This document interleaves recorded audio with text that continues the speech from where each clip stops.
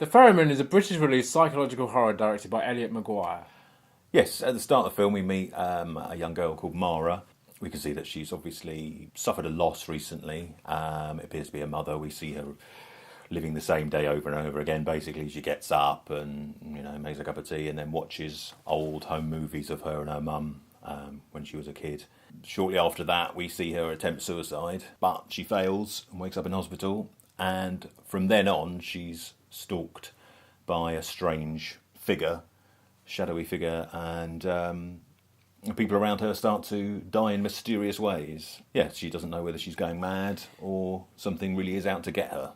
So it's a first time film by a young man named Elliot Maguire. Well, I assume he's a young man. I don't know. He's got a YouTube channel and I think he's done a few short films in the past. So this is like his first. It's not really a feature length. It's about 75 minutes. 75 minutes.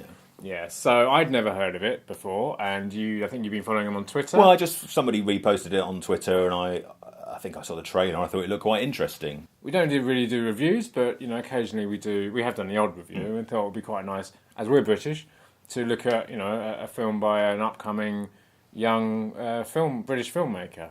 And so we watched it. Yep. And unfortunately, I didn't like it. But if you've watched any of our other videos before, we both are, but I've watched a lot of horror in my life, so I have a lot to refer back to. Yeah, the thing is, it's low budget. It's low budget. It's very low budget. It's filmed on an iPhone, which is not unusual now. Steven Soderbergh's just made a film that released in cinemas, made on an iPhone. Yeah, so there's nothing wrong with that. No. The technology in these phones now is pretty good.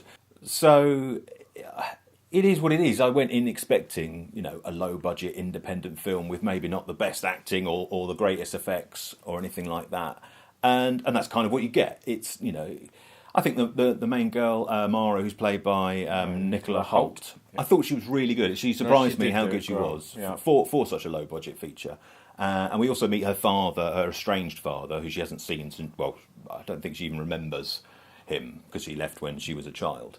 And he seems to be like 2 years older than her. Yeah. Well, that is one thing. Yeah, he doesn't look that much older than her. That's fine. But I let it go. And he's very good as well. The two main characters in it are very well played by. Her father's played by Gareth Maunders, is it? Yeah, that's right. Yeah. And it's not perfect because it's filmed on a phone.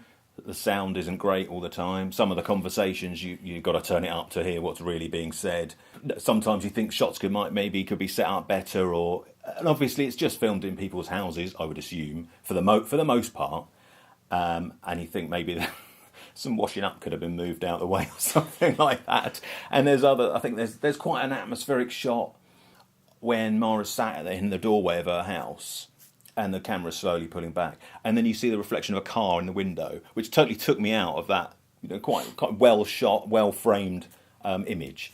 But it's just something from a first time filmmaker, and when it was filmed, probably didn't notice that happened because it's not a Hollywood production that's going to close a road. You can't help traffic going past. Sure. Yeah. So if you go into it not expecting anything that's to the same level as a Hollywood production, then you find what you can from it, and there's a good idea there. The ferryman himself, who we meet later on, or we see glimpses of him, I would have liked a bit more of that and explored that slightly more. I think maybe too much of it focuses on the relationship between Mara and her father, and not as much on this psychological horror element. But it was, it had a story to tell, and it told it. The ending, bit odd. Well, we won't talk about. But we won't. I'm going to. I should really back up my dislike of the film. I can't just say I didn't like it. I should say something a little bit more than that. What I wanted to say was maybe give the guy Elliot, if you watch this, you don't have to listen to our nonsense. But because I did make a film about 12 years ago, which you were in. I was in it, yeah. It was only a short film, 21 minutes, I think it was. And it was really an experiment to see if I could make a film. So we did this kind of horror zombie type film. Cliched. And it wasn't that cliche. Well, it had some good stuff in it. But not then it wasn't, no, exactly. But, it's really hard making a film, really hard. And it's obviously really done on a shoestring budget. And I just went out for a summer with some friends and some, got some people down to do it. And spent I think it was about 9 weeks shoot. And we got, pretty decent job out of it. But haven't done anything since then. Too stressful. No, I just... but so I guess I have an idea of what it's like. Yeah. So I didn't like your film, unfortunately, and I do apologise for that. But that's probably because I have watched a lot of horror films. So yeah, so obviously, having made a film, I can maybe share a few pointers. I mean, Simon said most of what I probably would like to say. Sorry, I found it. I kind of found it was maybe at some stages felt maybe you were trying to be too arty with it, and that in that sense you maybe lost what you were trying to say. I have to say I really liked the fact that you went with the Chiron and the River of Styx story because it's a great Greek myth. It's a great story, and it's not one that's been told a huge amount of time in cinema. And I think there's some really interesting ideas in your work, definitely. And this is your first film, so we've all got to start somewhere, haven't we? I think there was certainly ideas in there. It didn't help that I'd had a long day at work and I did fall asleep a couple of times. That never helps. And so, yeah, as you say, I would say to people watching this, if you want to give it a watch, do not expect anything. No, I think anyone who goes in expecting something like just your standard Hollywood horror, like The Conjuring, or not even Hollywood. I mean, there's hundreds of independent horror films out there that are way better than anything in Hollywood. Oh no, absolutely. But I'm just talking about your sort of average person that just sticks on Amazon Prime and just picks any old horror film, sure, to just veg out to. Yeah, sure. I mean, I think that's the interesting thing here. Actually, I think the director wants people to think about his film, and he's not trying to do The Conjuring. No, exactly. Yeah. And he's clearly, I mean, like I said, he's. I think on his Facebook page he says he's influenced by people like Nicholas Roeg, Nicholas Winding Refn, and David Lynch. So obviously these are great filmmakers who make you think with the films. I definitely think Elliot wants to make films that maybe people have something to think about, as opposed to just being shock horror. And I think in that sense, that's really cool. And I'm totally up because they're kind of my favourite films. There's actually one film this kind of reminded me of, and that's Repulsion. Have you ever seen that? No. Which is Roman Polanski's. It's not his first film. I think it was his third film.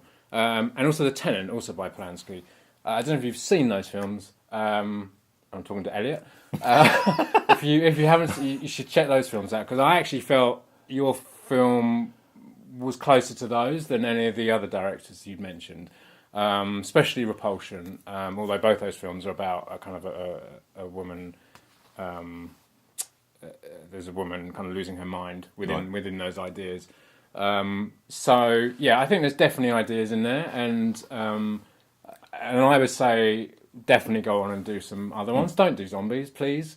If you've got zombie ideas, stay away from zombies because you can't think about. There's nothing to think about in a zombie movie. But if you stick with psychological horror, yeah, there's some really great stuff you can. I don't think it's do impossible to make yeah, it is. I think it's still possible to make an original zombie film that's got a different twist on it. It's been done so much. Whatever.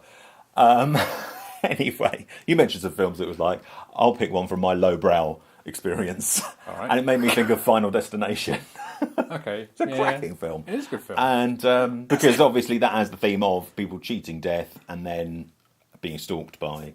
Well, there's no shadowy figure or anything. It's all just things happening. But it just, because that's that kind of film I watch.